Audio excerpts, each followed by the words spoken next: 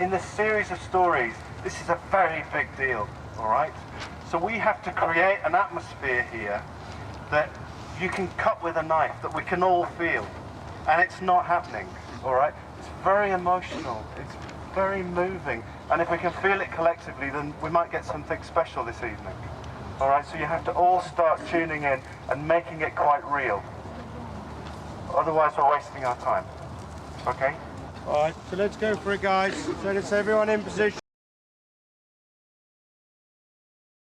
Half-Blood Prince is considered by many to be the best Harry Potter book, so when the 2009 film adaptation presented its narrative infidelity with what would end up being the franchise's most polarizing visual style, it was treated as all the more sacrilegious. My opinion that it is undeserving of its status as the franchise's worst adaptation is what originally sparked my interest in talking about the series, an opinion that hasn't changed between my watching of the films without ever having read the books and watching the films immediately after having read the books, at which point my focus widened from just Half-Blood's existence and treatment as an adaptation to the glaring issues with every adaptation, starting so prevalently with the books themselves that many issues with the films now seem like inevitable consequences of the books. This is David Yates' chair, who's the director, so this is probably the most important chair on the set. So it has to be clean and ready to be used at all times. Next to his is Bruno, who's the director of photography. He's the second most important person on the set, as he's in charge of lighting the set.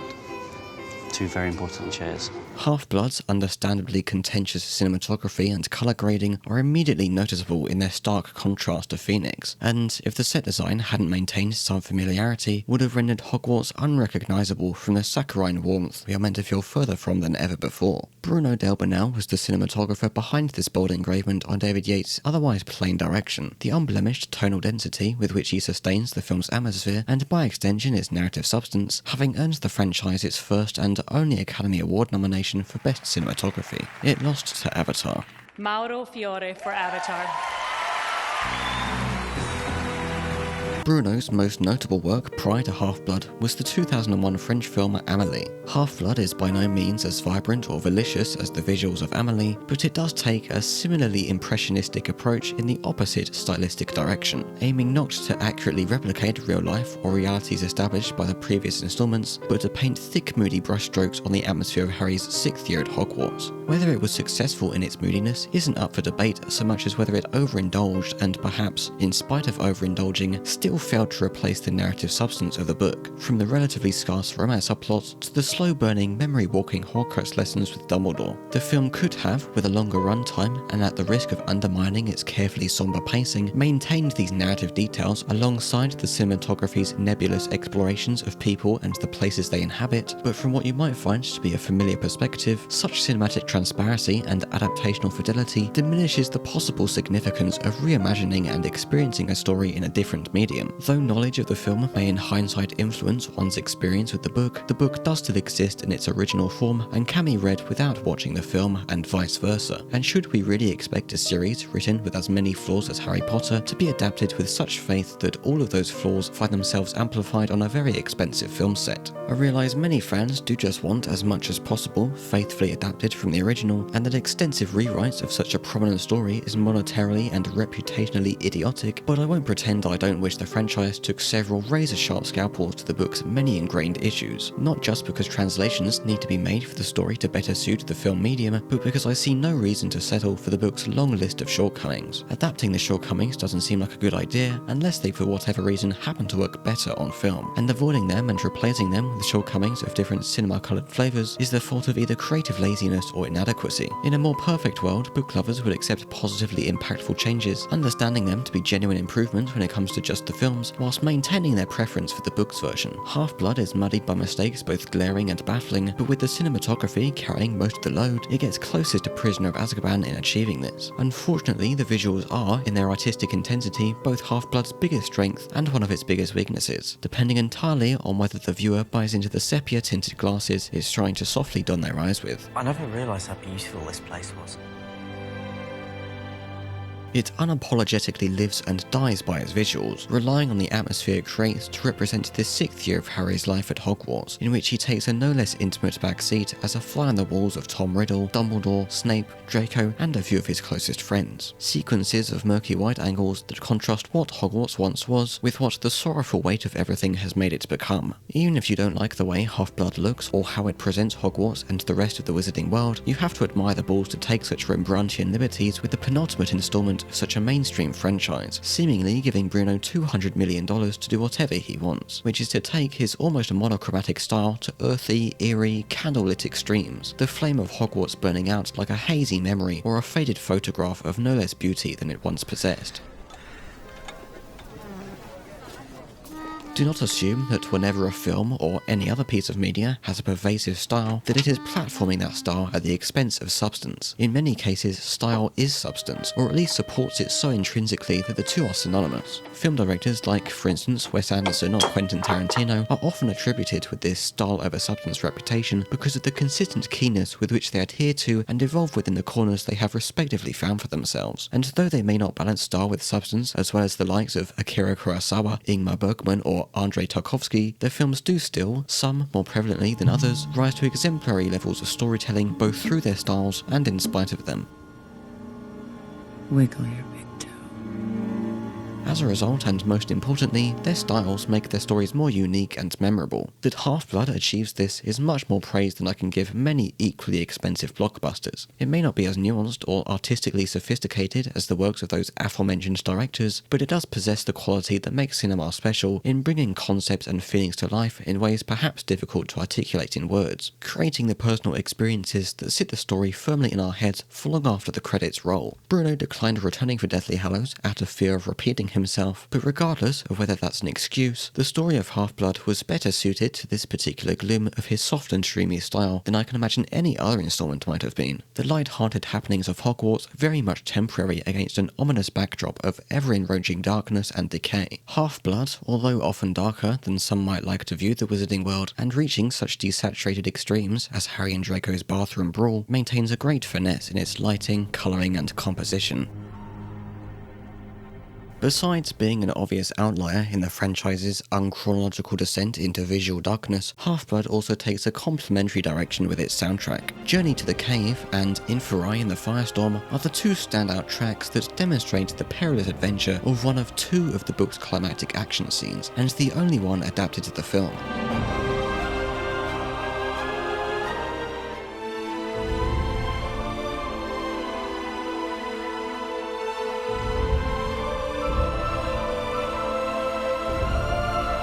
However, it is the track Harry and Hermione that represents and plays at a crossroads of the plotlines unconcerned with Dumbledore and his Horcrux hunting.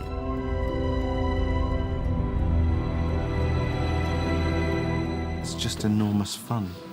And actually it has the best of what the books have, I think, in the sense that it's great fun one minute, incredibly intense the next, and very moving the moment after that. It has all these gear changes. It's a film filled with humanity, compassion, great relationships, and also some great sort of scary and exciting scenes. It's a story that I think is incredibly moving, very romantic, very tender, and filled with emotion. This prioritization of overlapping and shifting moods, removing most of the main Vordy backstory and leaving crumb trails of less morsels than the book, makes it more accurate to colloquially refer to Half-Blood as a vibes movie than a franchise unaccustomed to such an experience may be fully comfortable platforming. It's not hard to see why Half-Blood has earned a weird reputation for being the filler movie before the filler movie that Deathly Hallows Part 1 would go on to be. The book is so lacking in action that the film made one of the worst offences to its reputation in adding a very silly attack on the Burrow at Christmas, which so happens to be by far the worst shot sequence in the film. It takes place almost bang on in the middle of during its longest action drought. And so what we're going to do is we're going to film it like a documentary.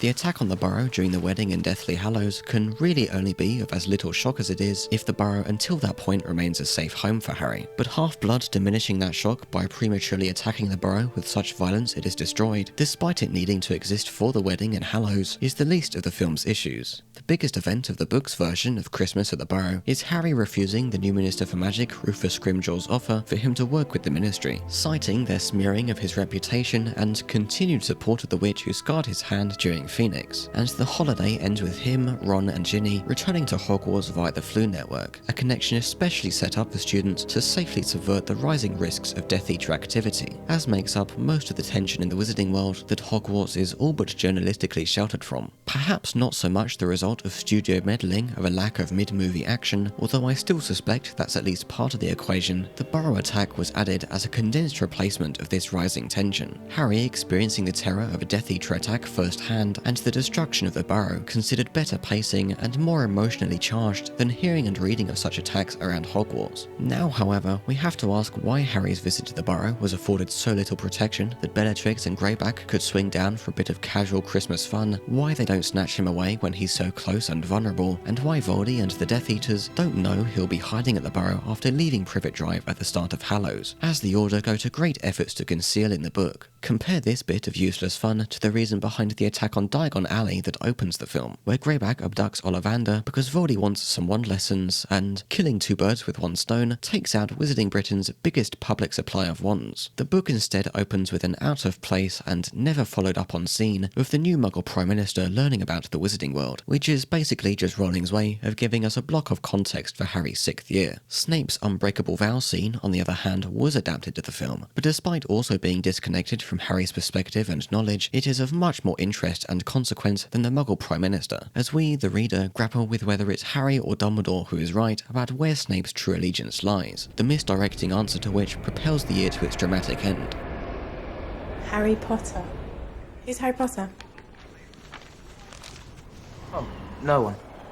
Half-Blood becomes one of two adaptations to entirely skip Privet Drive, when we find Harry in a cafe, where a callback to the lights flickering in the underpass before the Dementors arrive in Phoenix, and Harry dramatically walking towards and looking out the window as a train drives past, tries to put us on edge about whether any danger will find him. It turns out just to be Dumbledore magically locating Harry and making a cliché vehicle-blocked appearance to collect him for a mission of acting as bait for Slughorn. Rather than prolonged scenes of action, the film is mostly made up of short spikes of tension like this, such as Draco finding Harry on the Hogwarts Express, Katie Bell getting cursed, and Ron getting poisoned. The only back and forth duel is Harry's brief confrontation with Draco in a bathroom, as Harry getting pulled under the water and Dumbledore's firestorm in a cave is more of a fantasy horror scene, and Harry's chase and sorry attempt at fighting Snape exists merely for the Half-Blood Prince reveal. I'm the Half-Blood Prince.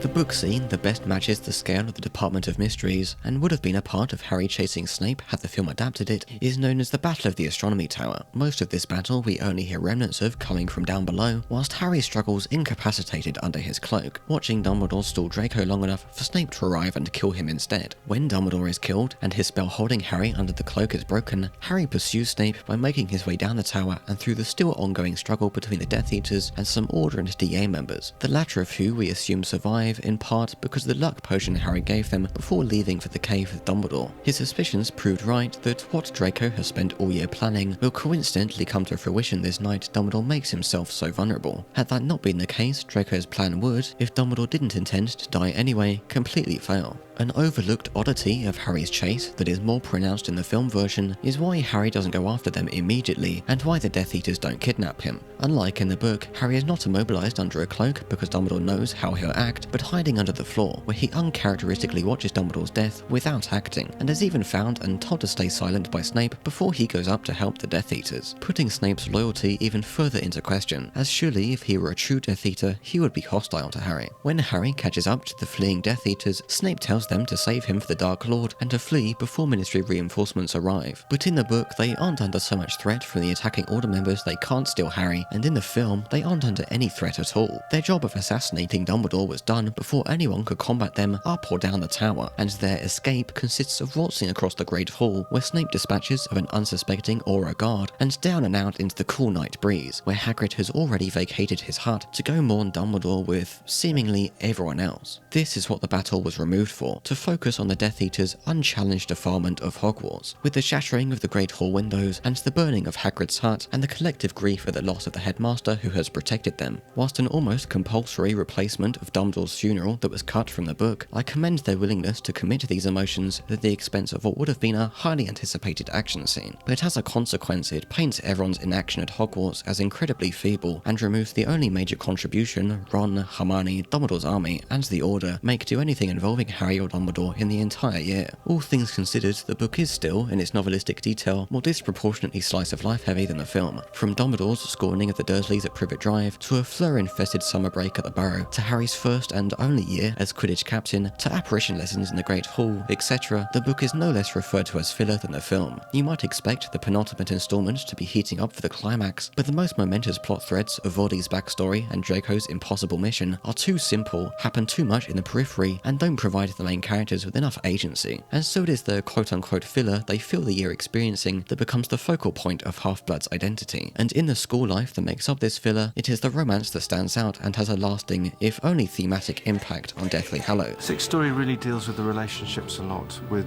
Rupert and his first relationship with Lavender Brown, so it's got lots of sexual and emotional politics, which is really good. So we're seeing the characters we love discovering much more profoundly the opposite sex. Apparently it's his lucky day. The romance and everything that is in the film is very, very strong. It does set the tone as being sort of more mature from the word go, I think, this time around. It's much more of a romantic comedy. It's much more about relationships and the trials and tribulations of love. Harry sort of has a crush on Ginny. Ginny's going out with Dean Thomas, but she sort of likes Harry, and they can't really tell each other what they feel. Similarly, Ron likes Hermione, Hermione likes Ron, but again, neither of them can really express themselves. So it leads to many comic mishaps and plenty of romantic awkwardness, something that we all can relate to in some form or another. If she looked over here and saw you snugging me, would you expect her to get up and leave? The romance of Harry Potter is obligatory not only because it's a young adult series set in a school, but because of the themes of love Rowling wrote Voldy to oppose. Even still, the book and film of Half-Blood and the books and films of the series as respective wholes don't spend all that long on romance. Ron and Hermione are of course off and on throughout the series, but only with Cho in Phoenix and Ginny in Half-Blood does romance come to the forefront of Harry's life, and even then, each romance is only explored in as much detail as Rowling saw fit to satisfy the theme. Fleur and Weasley No. 8 may have the most consistent and complete romance out of everyone prior to the epilogue, but after Molly and Ginny accept Fleur into the family at the end of Half-Blood, she and Weasley No. 8 are delegated to being the wallpapers of various set pieces the trio find themselves staying at. What's left of us, at least. The characters cursed with the most egregiously underdeveloped romance of the series are Lupin and Tonks. The films whittle this romance down to such a short nub, you couldn't trip over it if you tried, consisting of their closeness during Christmas at the Burrow, the interrupted pregnancy announcement at Privet Drive, By the way, wait till you hear the news. Remus and I. and their deaths. So little of their characters showing up past their respective introductions does lessen the impact of their deaths in the films, in a situation where their deaths already only occur in the books to add on to Harry's guilt and eventual self-sacrifice. A major waste of their potential, their developments past Phoenix revolving around this romance is one of the book's most shoehorned subplots because it happening almost entirely off-screen leaves big gaps in the rationale behind their actions and our care for their actions, which can be summed up as Lupin fearing the effect his lycanthropy may have on her and their potential child's reputation, and everybody telling him to just get over it. Pairing Harry's interest in becoming an Auror with him and Tonks developing some sort of sibling bond during Half-Blood would have helped enough that Tonks alone dying would be impactful enough for Lupin to be able to survive as the only remaining marauder and a positive representative of werewolves. Eat. You'll feel better. At the other end of the scale, Ron and Hermione take up the bulk of the romance with a generic take on the will they or won't they trope, as Rowling strings along his and Hermione's inabilities to romantically communicate. In Half-Blood, they get knocked onto a course that sees them again fall temporarily apart, but which gives Ron the development he needs to help him and Hermione get over whatever hurdles were stagnating them before. Hermione can't deny her feelings when tending to Ron in the hospital and confronts Lavender when she comes to visit, and so Lavender's romance in the film ends rather unfairly there. In the book, Lavender's well-placed belief that Ron prefers Hermione over her comes more gradually to fruition with such events as Ron, spiked by the love potion, cold-shouldering her on his and Harry's way out of the common room, and his and Hermione's similar descent from the boys' dormitory, after which Lavender supposedly accuses them of doing who knows what together. The aimlessness of the trio's Horcrux hunting would have taken its toll regardless, but the locket's mind-corrupting magic takes advantage of above all Ron's deepest resentments and insecurities, and he storms off. Hermione is thoroughly depressed until after Ron returns and overcomes the locket's counterproductive last-ditch effort to protect itself, and by the time they return to Hogwarts, they're back on good enough terms to run off to grab some basilisk fangs. When they meet back up with Harry after dealing with the cup, Ron suggests they warn the house elves to evacuate, to which Hermione reacts by kissing him. The film actually shows their destruction of the cup in the chamber, and it's after getting showered by the cup's entirely inadequate defense that the soundtrack wells and they have their theatrical kiss. The cause of the kiss can't be Ron developing to care about the house elves as Hermione has done since Goblet, because all of her spew efforts were never a thing in the films. But the climax of spew serving little more purpose than finalising Ron and Hermione's romance in the books isn't so interesting as the film's different and confusing treatment of a possible Harry and Hermione romance. The male and female main characters getting together may be the default and most expected romantic route for a young adult story, but that doesn't mean it makes the most sense in the context of a given story. Whether the pairing of Harry and Hermione can even be considered a romantic red herring is vague. Anything that could be construed as romantic or physical attraction between the two is the result of either a filmmaking misunderstanding, their close friendship, or awkward teenage innuendo. The narrative option of Hermione grabbing Harry's branch was always there, but never in universe does it make sense for her to do so over Ron's. And then, in Hallows, Harry decisively cuts his branch free by ensuring Ron understands he only loves Hermione like a sister. Dumbledore straight up asking Harry about Hermione and Half-Blood does seem like a bit of ham-fisted curiosity to push their relationship as mentor and student forward, but at least the films acknowledge and settle a big grey area in the fanbase. Also, I would say, if they hadn't gone on to insert an original scene into Deathly Hallows Part 1 that doesn't, in being watched, have to suggest anything romantic between Harry and Hermione, but was nonetheless intended to do so. In the middle of that dancing, they get very close, and it starts to get complicated in a way, because it's friendship, but it almost becomes something else. You can almost feel when they're alone together that it could slip into something that was more than just friendship. And that tension, I think, is really interesting. You know, you forget that these guys are kids. This is a lot to ask of two 17-year-olds. And it's also, that moment in the tent is also a bit of a will they won't they moment for Harry and Hermione. If you were on the road with someone just, you know, for a very, very long time, and it's just the two of you and you get on really well, and there's always kind of that awkward stage in a friendship where you wonder whether it could be more. And this is kind of that scene for Hermione and Harry. They're kind of on the edge of something where they very easily could have kissed that night because they were so miserable, and they kind of wanted some kind of intimacy to cheer them up. And Hermione is the one who moves away from that situation because she knows that she loves Ron and she wouldn't be true to herself. I actually quite like the dance scene as a reinforcement of their platonic relationship for its narratively suitable song choice and general warmth that, by its end, confirms how depressing their situation without Ron really is, and film Harry's initiation of the dance is less out of character than it would have been for book Harry, but that all gets soured by the blatancy of the misinterpretations of everyone involved. Speaking about something that I never wrote, but I thought was perfect, and I loved, you know what I'm going to say. Yeah. The dance. The dance. Yeah, I mean, the dance was funny because I had the idea for it while I was writing Half-Blood Prince. And one of the things I'll never forget the first time I saw it, when I saw it in New York, you could hear a pin drop because people were scared about where it was going. And that was its intention. And that's really... And I, as I was writing it, yeah, felt a real pull between them. I remember you saying that. Yeah. That really, in a sense, gave me the license to do the scene. Yeah. Because I knew that emotionally it was true then. True to the character. Why wouldn't it happen? You're alone. You might die any day. Yeah. But I think what was interesting about it was that I thought I would get real pushback on that scene. Well, I would have defended you to the hilt on that because I thought it was perfect. But it was embraced. And yeah, no more than it was most enthusiastically embraced by Emma and Dan.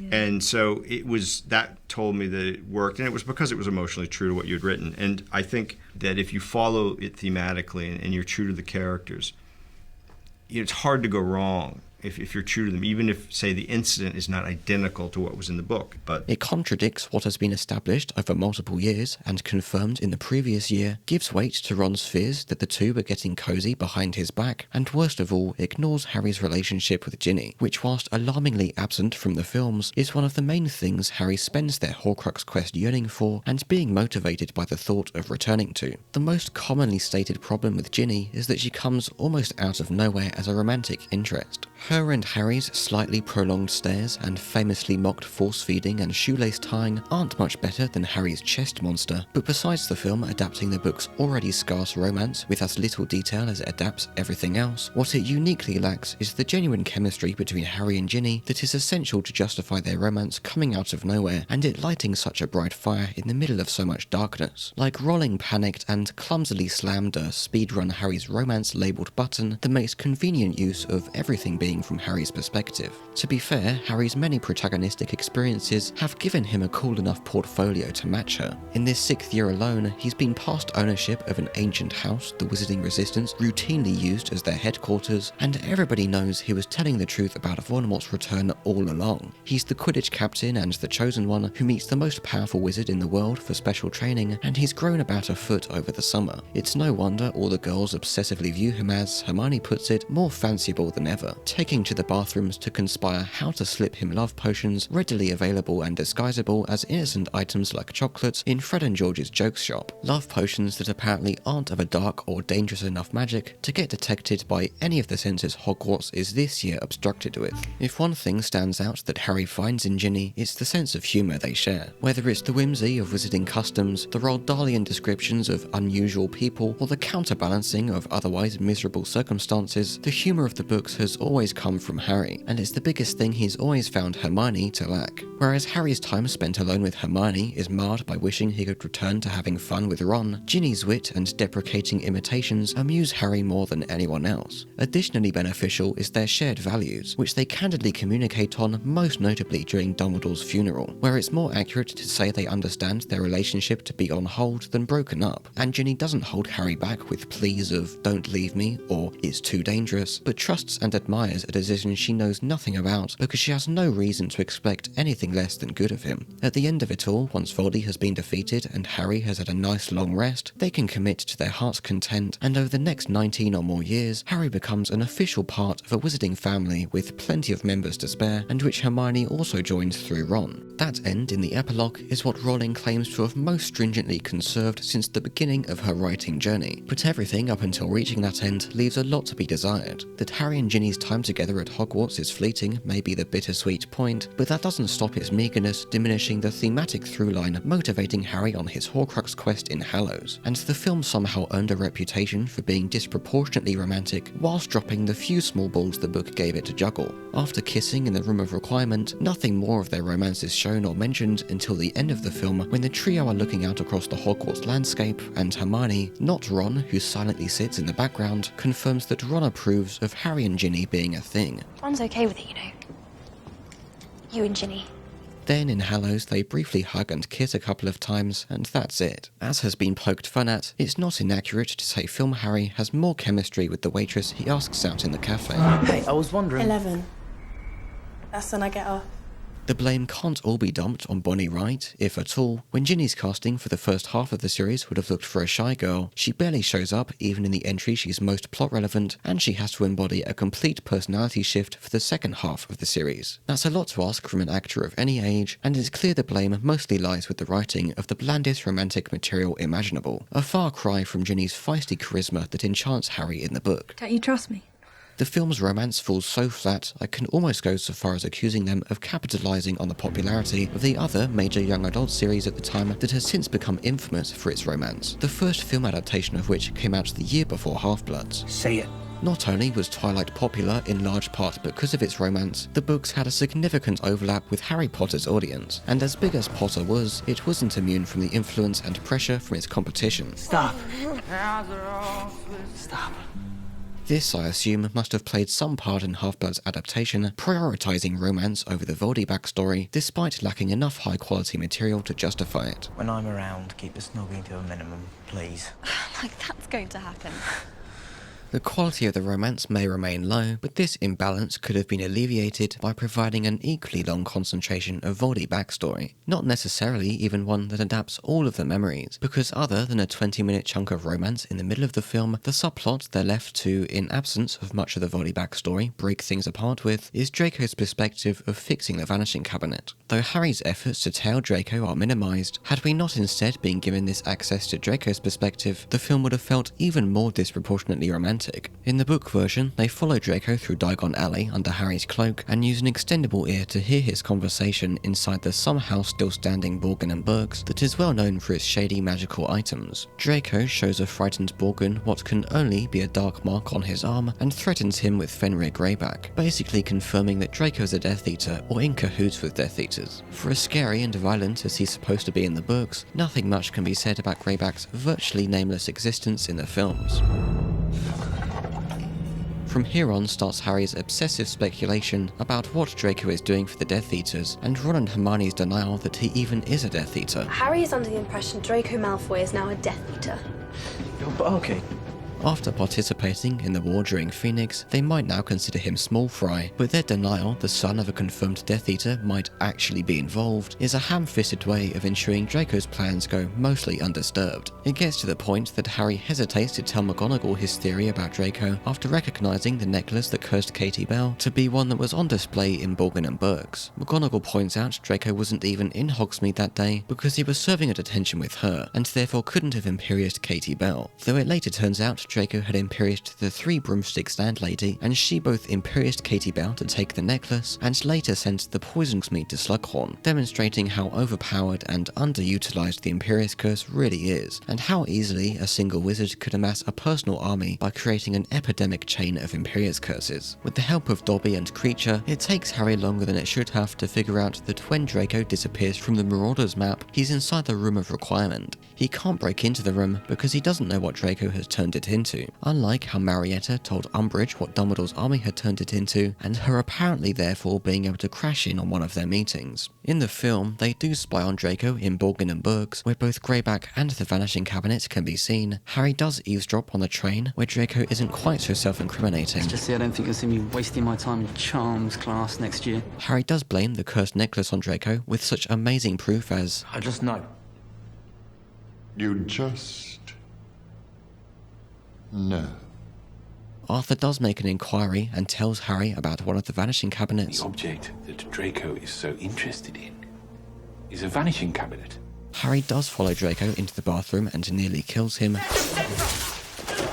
And Harry does, in looking for a place to hide the potions book, open what is, by the bird flying out of it, suggested to be the fixed Vanishing Cabinet. However, all of the time spent pronouncing everyone else's denial of his speculations in the book is, as I said, exchanged for Draco's perspective. Freedom from the restriction of Harry's perspective does make Draco's plan of fixing and reconnecting the two Vanishing Cabinets yet more obvious than it already was, but the sympathy we gain by seeing Draco's struggles firsthand, instead of hearing about them during his talk with Dumbledore at the end, is far more valuable. I remember David Yates saying, if we can get just 1% of empathy or sympathy for him, then we'll have done our job. It's like seeing a new character. Because Malfoy becomes so much more complex, conflicted. You see him struggle with his own identity and the task that Voldemort's given him. The thought of someone seeing him this week is like, that's the moment we should explore. Sure. Draco has entered the world Harry knows all too well, from fading out as the trivial childhood rival to being assigned an impossible mission as punishment for his father's failures. A mission Voldy assigns with zero expectations it will succeed, but which turns the tides of war in their favour because Dumbledore was going to die anyway, and spends the year letting Draco endanger people, despite knowing full well what his plans are, so that Snape can swoop in and take on the responsibility of assassinating him at the last second, so he can gain trust with Voldy and become the new Hogwarts headmaster to partially save the students from terror, whilst seeking a step-by-step guide from the deceased Dumbledore's portrait on how to control the entire plot of the 7th year to ultimately win the war. So when the time comes. Before we learn the full truth about Snape during the Prince's Tale plot twist, Harry unknowingly explores his teenage psyche through the Half-Blood Prince's potions book, which he finds in a cupboard it for some reason and who knows how long sat at the bottom of. But obtaining an undeserved reputation for potion-making genius is less problematic than Snape's margin scribbles proving to be further indicative of the dark magic used in the Death Eater circles he and many another Slytherin student found themselves indoctrinated into. The intricacies of wand movements and pronunciations don't seem so important now when, in his admiration of the prince and to Hermione's rightful concern, Harry starts using or planning to use these spells on unsuspecting victims. The trio do find harmless use in one that masks their classroom whisperings with white noise, but another by the name of Levi Corpus brings the hypocrisy of Harry's bullyish potential into the spotlight. It's a far cry from Harry's shock at seeing his father use the same effect to bully Snape. Now he entirely overlooks that past repulsion and dreams that his father may have been this genius prince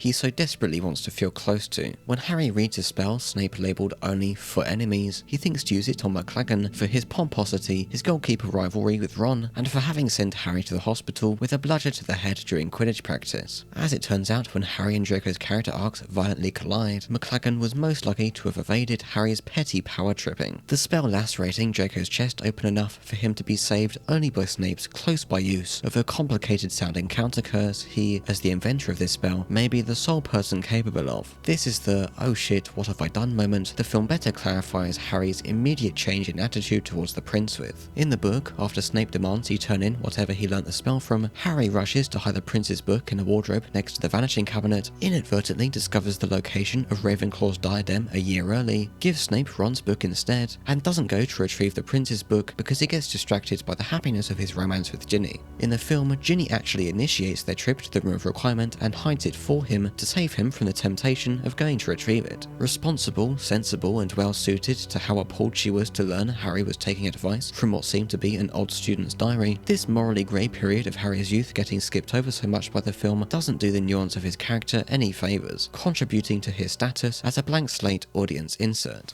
Honestly, Harry, sometimes I think the Daily Prophet should call you the dim one. Nice.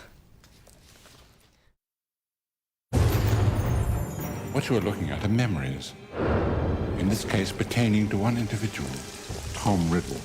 Dumbledore takes Harry on this sort of mission with him. I knew a boy who made all the wrong choices. In this film, Harry finding out about Voldemort as a young student. I go to see Tom Riddle in the children's home he's in. The poor boy, I find him in a black, dark cell. I can make things move without touching them. There's something odd about him. I can make bad things happen to people who are mean to me. He knows some deep, shocking thing about the young Voldemort. Did you know, sir? Did I know I just met the most dangerous dark wizard of all time? No.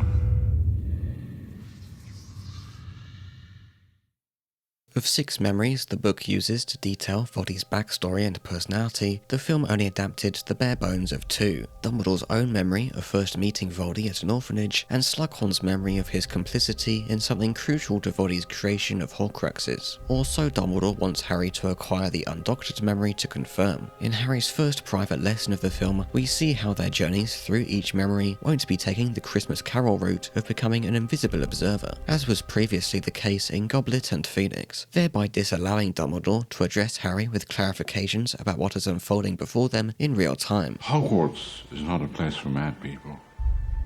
Hogwarts is a school.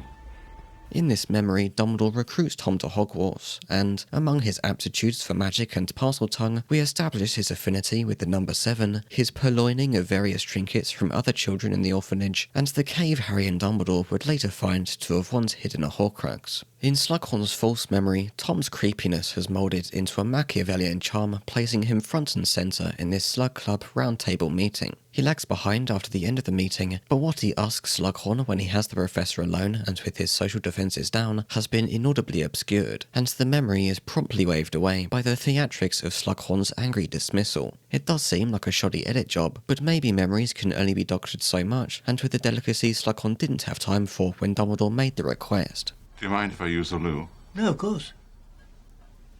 The book's lessons start off with a memory from Bob Ogden, a Ministry employee sent to speak with the suspect of a Muggle attack in the village of Little Hangleton. This suspect is Morfin Gaunt, the uncle of Voldemort and a remnant of one of the sacred 28 pureblood families known as the House of Gaunt, whose only remaining and proudly displayed wealth is their ability to speak Parseltongue and the ring and locket heirlooms they have inherited from Salazar Slytherin, both of which would go on to become Horcruxes. The Muggle victim was Tom Riddle Sr., who Morfin now nastily reveals he attacked because his sister, Merope, is in love with him. Their father, Marvolo, is no less of a pureblood supremacist and Slytherin fanatic, and furiously berates Merope for this traitorous love and for her disgusting failure as a squib. When his abuse gets physical, Ogden steps in, but he gets run out of the house by Morfin's fit of rage. But Dumbledore goes on to explain that Ogden returned to the house with reinforcements, and Morfin and Marvolo were each sentenced to Azkaban for 3 years and 6 months respectively. Merope would use the freedom of their imprisonments to either drug Tom Riddle Sr. with love potions or control him with the Imperious Curse for long enough to bear his child, only she deludes herself into thinking Tom may love her willingly and drops the spell, and when he inevitably abandons her and the child, Merope falls into depression. She may not have been a squib, but refused to use magic to help herself or her baby until selling her locket to Borgin and Burkes, giving birth at an orphanage, naming the baby after his father, and dying. The book's version of Dumbledore's orphanage memory better establishes the 11-year-old Tom to already possess the cruel, secretive, and solipsistic personality traits that would influence his creation of the Horcruxes, as well as his anger for such things as being bested, as Dumbledore does by unveiling his stolen stash of trinkets, his contempt for comparisons that make him in any way more ordinary, such as with the name Tom, and his confident and capable preference for acting alone, refusing Dumbledore's offer to guide him through Diagon Alley or to King's Cross Station. The book's next memory is another of the Gaunt ones removed from the film, this time from Morfin's perspective of a 16-year-old Tom finding the Gaunt's now very dilapidated house after tracing back his family in the hopes of feeding his pride. The memory ends soon after Tom learns of his mother and father's history because Morfin blacks out and wakes up to find that the ring he inherited was stolen and that Tom Riddle Sr. and his parents have been murdered down in Little Hangleton. The Ministry suspects the local supremacist with a Muggle-hating criminal record to be the culprit, and when they show up to question Morfin, he admits to and accurately boasts of every detail, and his wand's history is revealed to be riddled with killing curses. Dumbledore made a visit to Morfin's Azkaban cell and extracted the truth, but he died before his innocence could be presented to the Ministry. Dumbledore's theory being that Tom stunned Morfin, used Morfin's wands to kill the entire Muggle side of his family, and returned to implant Morfin with false memories of the killing and steal his ring.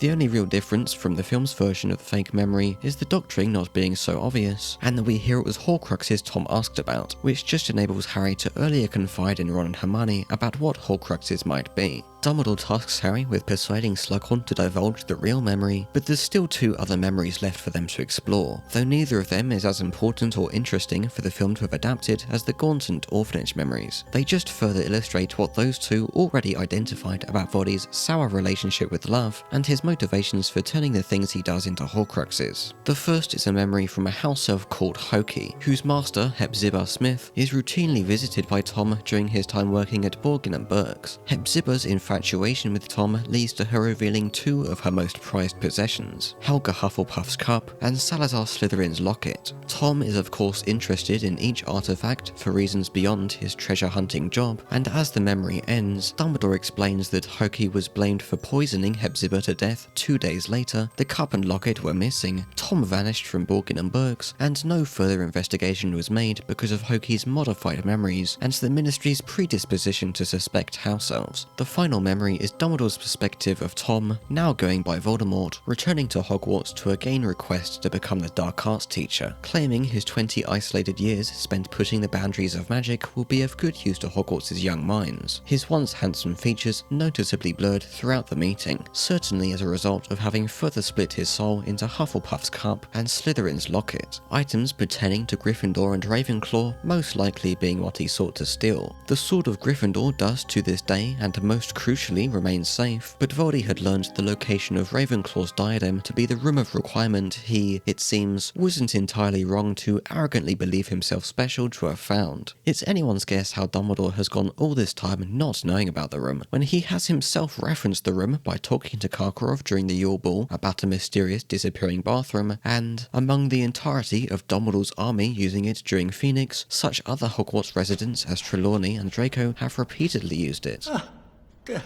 Yes. Still no luck with Slughorn then, I take it?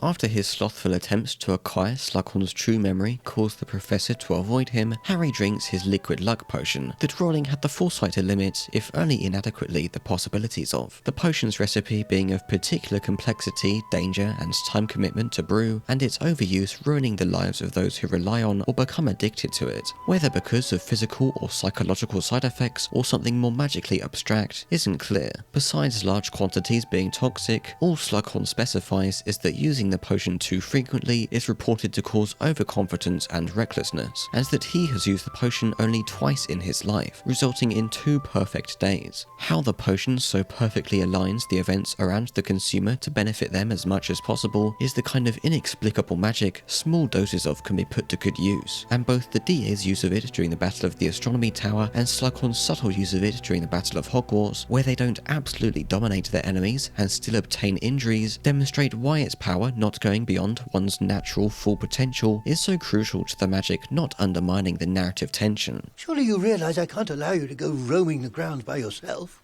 Well then by all means come along, sir.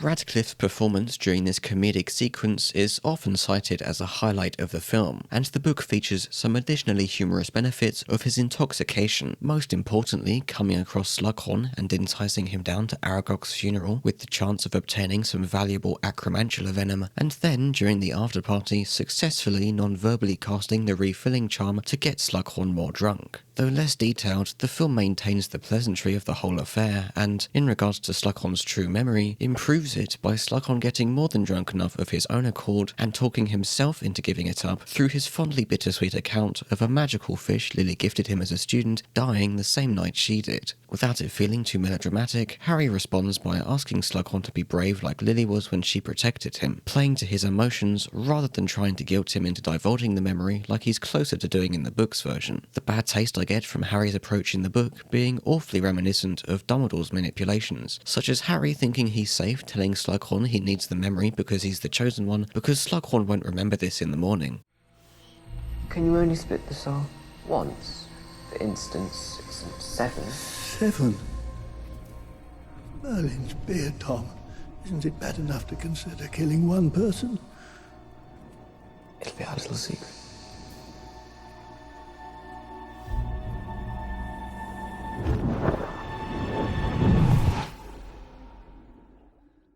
So far, the film's shortcomings with the memories have been the result of the semi-understandable decision to focus on Voldy's present rise to power over flashbacks to his past rise to power. Of course, everything of interest about Voldy either exists in those flashbacks or is contextualized by them, and it's a shame to miss the Gaunt family's thematic context of the lovelessness with which Voldy was conceived and his subsequent hatred of his father and by extension all Muggles, but nobody's saying the removal of such details was a good decision. What I mean by their removal being an understandable decision is that they aren't 100% crucial to the basic plot points falling into place, and they would have required some potentially dangerous shifting of the film's structure to maintain that unchallenging mainstream pacing. What's not an understandable decision, however, is Dumbledore's different and inaccurate reaction to Slughorn's true memory, revealing that what Tom asked about Horcruxes was whether a wizard can split their soul into 7. Dumbledore says, "This is beyond anything I imagined."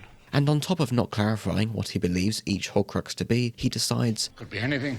Most commonplace of objects." Whilst perhaps technically true, this goes against the entire point of learning about Voldy's personality, specifically his gargantuan arrogance and trophy-collecting habit that are the only available evidence by which to trace his Horcruxes and ultimately defeat him. As far back as Chamber, Dumbledore was given the mysterious diary that held a memory of Tom Riddle that could think enough for itself to try releasing the basilisk. Whether it ending up at Hogwarts was Voldy's intention or not, and we know it wasn't, if Voldy was willing to pass on something as valuable as that, then perhaps he had made other such items that could keep his soul immortal beyond the diary's discovery or destruction. The diary being just a diary and not a famous historical artifact like the ring, locket, cup and diadem may have been the result of Rowling not having the Horcruxes extensively planned out as early as writing Chamber, or could instead be excused as a young Voldy's immaturity. That a Horcrux works better when the item is of value to the creator is only suggested, and Rowling could have better established it as a magical limitation, but that's nothing in comparison to the film making this baffling decision of leaving leaving open the possibility that a less egotistical Voldy could have turned a pebble or a sock into a Horcrux and stuffed it under the floorboard of an entirely insignificant location, which the Gaunt shack Dumbledore returned to and found the ring is not. In the book, Dumbledore's reaction is less of shock that the problem is worse than he imagined, and more that he's finally confirmed what he imagined, and what he imagined was bad enough already. It was important to confirm that Voldy intended to split his soul 7 times in order to have 6 items to aim to destroy before going after his body. It's likely he wouldn't intend to go beyond 7 splits because of the magical properties of that number and his particular affinity for it. It also allows Dumbledore to secretly speculate and plan when to reveal that Harry was made into the 6th Horcrux when Voldy tried to kill him. Voldy may or may not have intended to make a Horcrux with this momentous occasion of killing the Chosen One, but when Lily's protection rebound his killing curse and his Horcrux had to choose something to latch onto, it just so happened to choose Harry. And Voldy's ignorance of his Horcrux succeeding despite his own destruction leads to him making Nagini much later, not creating a 6th Horcrux to complete his collection as he thought he was doing, but making a 7th and splitting his soul into its 8th part, possibly tarnishing how stable his soul could from then on be.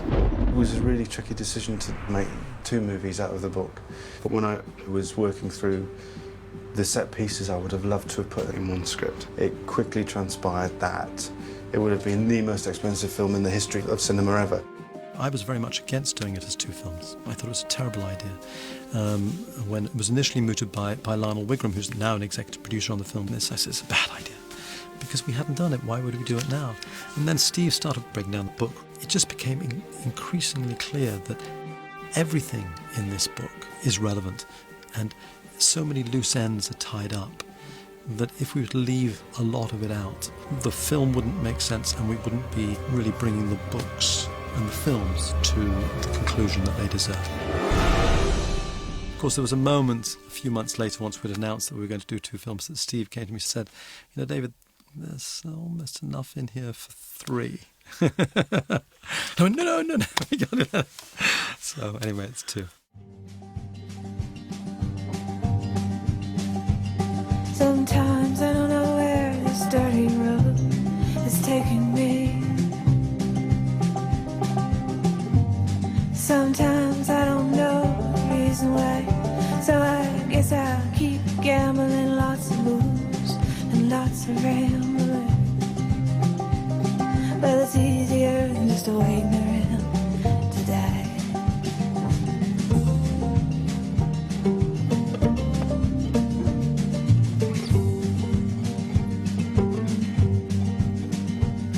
Well, one time, friends, I had a mirror.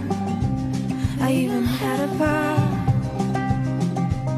He beat her with a belt once, close she cried. She told him to take care of me. She headed down to Tennessee. Well, it's easy